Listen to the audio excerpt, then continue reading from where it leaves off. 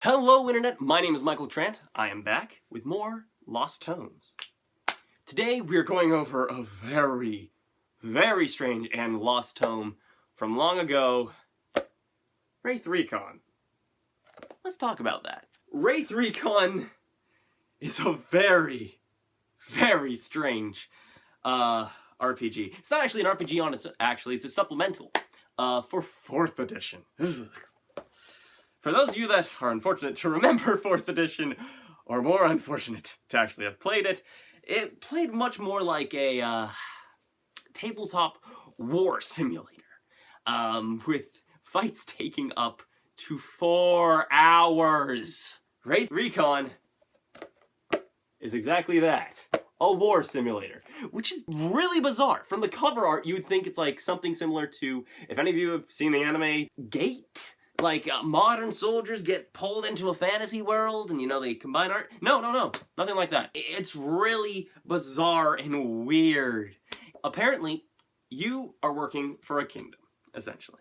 And the kingdom is being besieged by all different angles, but you are Wraith Recon, and you do these special missions. You are basically SEAL Team 6, and you have the best weapons and armor that anybody can buy. It's strange, really.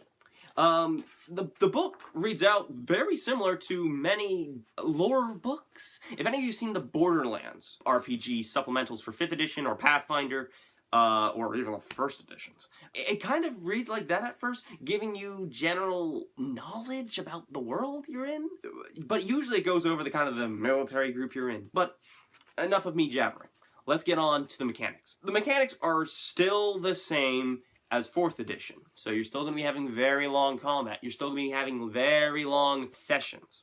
But it works a little different. You see, you have your base classes and all that, but you get packages as your soldiers. It's more like equipment, like if you're doing XCOM, where you're equipping your soldier. They get certain sets, like a ranger will have a ranger set of armor, weapons, and etc. And a fighter or something along those lines will have their own set. Further on down the road, it gets very strange, because you actually can't upgrade your arms and armor. I know, sounds weird, but here's a good example. As basically, in this case, for paladins, it goes on to level 1 gear, level 2 gear, level 3 gear, level 4 gear. It's almost like how, like in the military, if you were to go from private to corporal to sergeant major, etc. Please don't shoot me if I got any of the military jargon wrong there, people. I am not very well versed in military ranking and whatnot. Well, actually, details. I'm good with ancient history, not modern military history, so, But it works more like a level up system for your gear?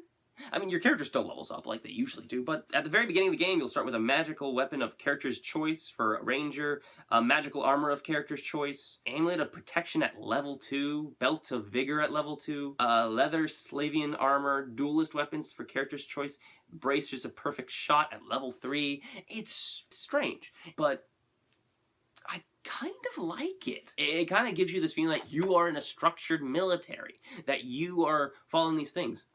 And it gets very interesting later on, because, you know, you actually can get prestige classes again. For example, you can become a wyvern rider down the road, or as they call it, the Air Corps.